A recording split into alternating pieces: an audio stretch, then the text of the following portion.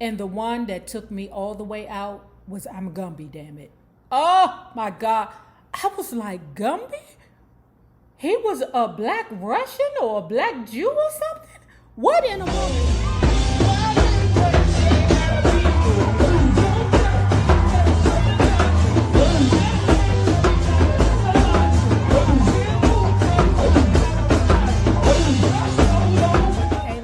If you have not already done so, please make sure that you like, share, and subscribe because it is so important to my success here on the YouTube. And if you do not have a retirement/investment plan in place through your employer, please check out the Acorn app below. Find out how Google and Apple, and Chase, JP Morgan, and all them other mother suckers can work for you. Now, let's talk about the most epic Saturday night in 2019. You know what? I'm going to change that of all time. So, lovers, we have had this discussion before where we've talked about who I felt was the most funny, accomplished comedian, right? And I have always said, hands down, Eddie Murphy is that ninja. Now, I'm watching the T.K. Kirkland special, right? Oh, it's hilarious. The one who raised you, oh my God, it's so hilarious. You know he a Sagittarian man. Child, listen, as long as you understand a Sagittarius man, baby, you will love them from head to toe. I love Sagittarians, period. My wife is a Virgo, but when it comes down to the truthfulness of a Sagittarius, I love it. T.K. Kirkland, he is my spirit animal. Would recommend for all of you to check his special out on Amazon Prime. Who Raised You? Let's get into the Saturday Night Live with Eddie Murphy. Now, we know that Eddie Murphy has not been back to Saturday Night Live in 30 years. Oh my God, it was so epic. Now, Eddie Murphy, I see you, ninja. I see you. I know what you're trying to do. You got a whole bunch of things coming out, and it ain't like it used to be 30 years where you can just sit down and sit in your chair, easy chair, like a fat rat in the cheese factory. No, in 2019/20, because it's fitting to be 2020, you got to put that work in. Now here he is promoting everything that he's done, because, you know, in his monologue, he definitely gave Dolomite a shout out. Now, Dolomite, I would say that it was not his best work. I don't know. You know, I don't know. I just didn't, I would put it with Vampire in Brooklyn, I guess. It just wasn't his best work, and I wasn't the most satisfied. But in regards to the cast, epic. But he gave that a shout out. He gave out Coming to America 2 a shout out. All his endeavors. And in fact, listen, you cannot be mad at a man that realizes that, yeah, I didn't have my 10th baby and I need to keep this money flowing in. Now, I think like half them motherfuckers is over like 18. I think, child. I think. But, you know, he got grandbabies. I think he just had a grandbaby, you know, with his ex-wife Nicole Murphy, but you know that hussy, you know. And y'all know what? Remember when that little, you know, scandal happened with Antoine Fuqua and Nicole Murphy? You can't tell me that that was an old plot to help Eddie Murphy get back in the spotlight. Oh yes, Eddie Murphy's ex-wife is now an escort. Well, we knew she was an escort, child. You know, you could say all that shit you want to say, but that bitch is an escort. High price hoe. That's what I'm talking about. If I was an old single woman, what am I getting ready to say? But anyway, I digress. Anyway, the best part about this most recent Saturday Night Live was that he did every single character that we loved back in 1984. Do you hear me?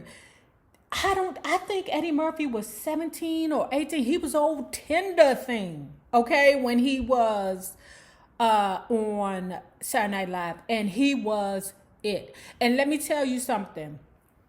That open monologue, now I forgot that all these people were on Saturday Night Live. because actually what Saturday Night Live is, it's the platform that propels comedians into the movie world. I thought that outside of Eddie Murphy, that Adam Sandler was the only person that was successful from Saturday Night Live. No, ma'am. No, ham. I forgot that Tracy Morgan came from Saturday Night Live, but he started on Martin first, but but anyway, he came from Saturday Night Live. And I also forgot that Chris Rock was on that ninja for a brief little stint. And he's successful. Now, I still believe that Eddie Murphy and Adam Sandler are the most successful, but I forgot when he did his opening monologue, who was on the stage with him was Tracy Morgan, Dave Chappelle. And I know you like what Dave Chappelle is doing on the show. He didn't start there, but yeah, he kind of hosted the show here and there. Now, if I'm wrong, guys, put it below, but I do not recall Dave Chappelle ever being one of the primetime players. Child, you got to be old to know what the Saturday Night Live cast name is, but it's the primetime players, right? So you got Tracy Morgan, Dave Chappelle, Eddie Murphy, Chris Rock, and then Keenan comes on last, meaning, Keenan, right? The one that's a standing primetime player right now, right? They did a little skit in the beginning, and they were there to support Eddie Murphy. Paying homage to the greats is always necessary. Support your black counterparts, child, instead of hating on each other. So let's get into some of the epic characters that he did on Saturday Night Live. I mean, what's funny is that it literally worked. Like, the only one that felt kind of like, I don't know, was the Buckwheat character. However, when he was there, he was the Eddie Murphy from 1984. And he said a lot of things that I was like, them primetime characters, they always do things over the top. They always do. In my mind, I always be thinking that them motherfuckers is always 2 seconds away from assassination. But he did Velvet Jones. Oh, my God, it was amazing. I didn't realize that Velvet Jones was a pimp. What? Did I forget that Velvet Jones was a pimp? They did this scene called Black Jeopardy. It was hilarious. Hilarious, of course. The host was Keenan. They had the other two black standing primetime players, and they had Eddie Murphy / Velvet Jones. Hilarious. And the one that took me all the way out was I'm Gumby, damn it. Oh, my God. I was like, Gumby? He was a black Russian or a black Jew or something? What in the world? Because I was so young, guys. Like, literally, believe it or not, I loved Saturday Night Live back then in the late 70s with, what's her name? Something Curtin, Gilda Radner, Chevy Chase, Dan Aykroyd. Who else was on there? Joe Piscopo. Eddie Murphy. It was so many good I love them, okay? They were epic, but it's like seeing it, I'm like, God damn, why didn't I know that Gumby was an old black Jew or black Russian? Why didn't I know that? But it was hilarious. You know how they do the scene where they're doing the news, doing news updates. Gumby was old special guest. Oh my God, it was hilarious. That scene. He was a father at a Christmas dinner, and what they were doing was Eddie Murphy was speaking to his family, telling his family, I love you all, but they were showing the scenes to how they got there to the table and showed the truth about how when your family be over, they be getting on your motherfucking nerves. Epic. It was wonderful. It was just as funny as Eddie Murphy in 1984. All of it worked. Like I said, the only scene that made me feel uncomfortable was when Buckwheat went to like one of those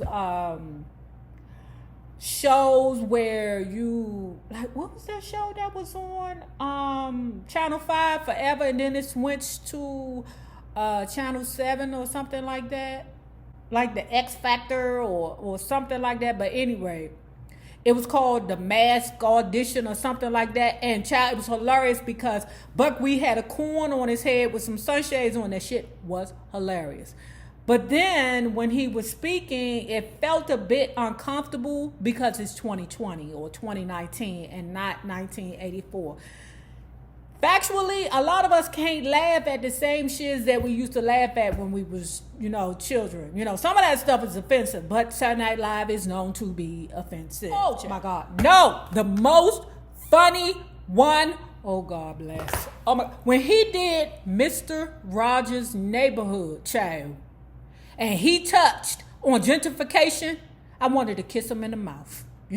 I wanted to find Eddie Murphy, knock on his door, and tell him, I need you to tell your bitch to go downstairs in the basement for a couple of minutes because I need to kiss you in the mouth for this one. I didn't see it last night on NBC. I saw it on the internet, child, because while I'm in the bed at 9:30 getting ready to go to sleep after I done took my melatonin, okay, to help me go to sleep, okay, I was searching the net. Okay, now it wasn't out yet, but when I turned over, went to the bathroom, go to the bathroom, drain the main vein, because when you old, if you ain't always sleep, drink water, you're going to the bathroom. That's just the facts about getting old. The bladder don't work as good. So like 4 o'clock in the morning, I got up.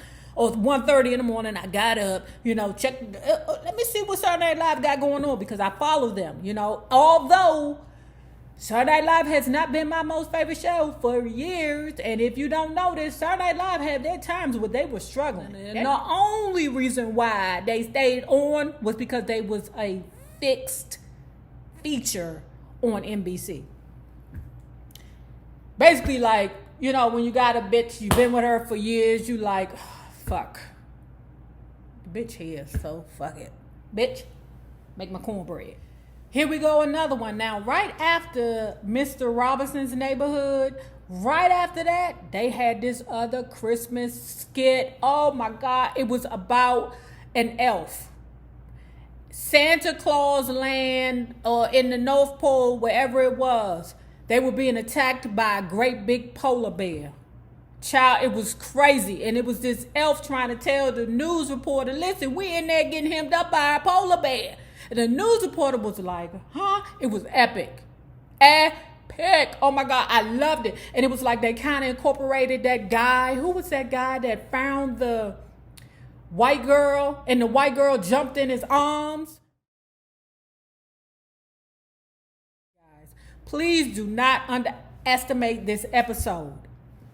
Epic. I would guarantee you that the ratings for last night show skyrocketed. Okay, now I'm not saying that they wasn't funny before Eddie Murphy. What I'm saying is that was freaking epic. I loved it. I was thoroughly entertained.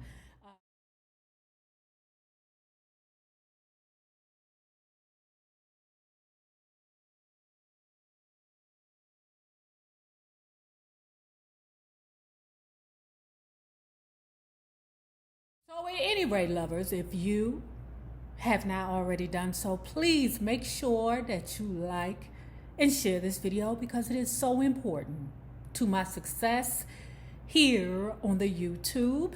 And remember this, the same people you meet on the way up will always be the same people that you meet on the way down. Naysayers, my patron loves. Have a good one. Peace.